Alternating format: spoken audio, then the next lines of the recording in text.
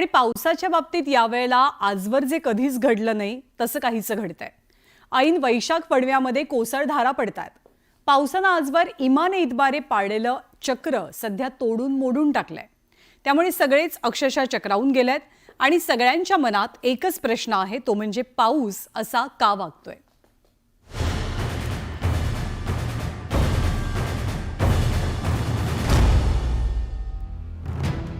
ऐकावं ते नवल अशी परिस्थिती पावसानं करून ठेवली आहे। वेळेच्या आधी 12 दिवस म्हणजे मे मध्ये महाराष्ट्रात मॉन्सून दाखल झाला।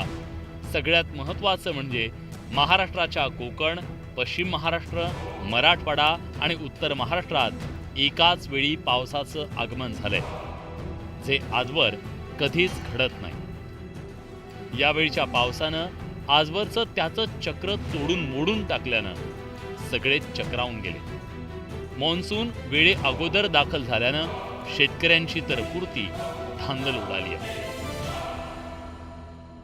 काय लोकांनी मका केल्या त्या दिवशी पावसाला सुरुवात झाली, वाहून गेलं ते काय तर उगवणार नाही, त्याचं हे झालं, त्याचं चेक तयार झाला त्या बियाचा, ते वाया गेला त्यांचं। बऱ्याच लोकांनी मका केल्या त्या दिवशी पाऊस चालू झाला।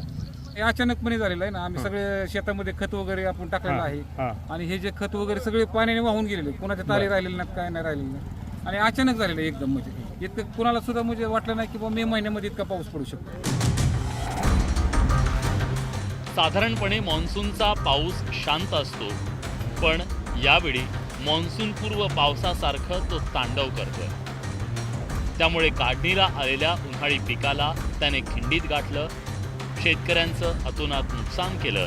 राज्यात गेल्या काही दिवसात झालेल्या पावसानं 34,000 हेक्टरवरच्या शेतीचं नुकसान झालं।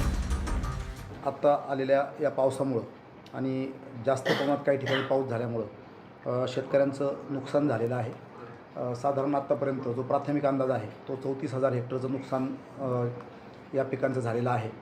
त्याच्यामध्ये फळपिकं आहेत आणि काही उन्हाळी हंगामाची पिकं आहेत। या पावसामुळे शेतकऱ्यांनी पेरणीसाठी लगबग सुरू केली आहे। मे महिन्याच्या शेवटपर्यंत कोकण वगळता बहुतांश भागात प्रामुख्यानं कोरडं हवामान राहण्याची शक्यता आहे आणि किमान 5 जूनपर्यंत ही स्थिती कायम राहणार असल्याचा अंदाज आहे। त्यामुळे शेतकरी द्विधा मनस्थितीत आहे। या पार्श्वभूमीवर हवामान आणि कृषी विभागानं योग्य मार्गदर्शन करावं अशी मागणी केली जाते। तर मान्सून स्थिरावणार आहे का?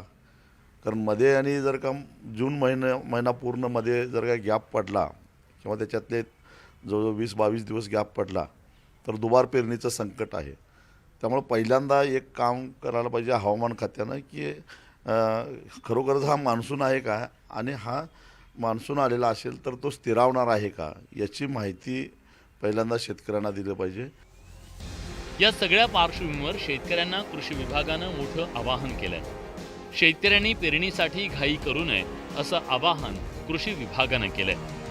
एकतर जिथं खूप जास्त प्रमाणात पाऊस पडला आहे आणि आता शेतात जाणं शक्य नाही, तिथं शेतकऱ्यांना नॅचरली थांबावं लागेल।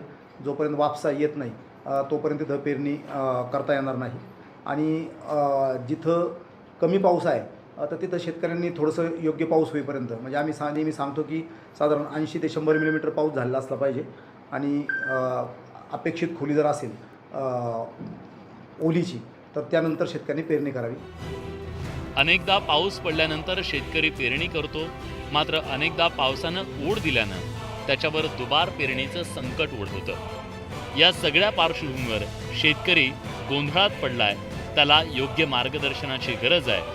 पण इथं हवामान खातं आणि सरकारी यंत्रणेचाच गोंधळ सरत नाही, त्यामुळे मार्गदर्शन कोण करणार हा खरा प्रश्न आहे। Bureau report, news 18 Lokmat.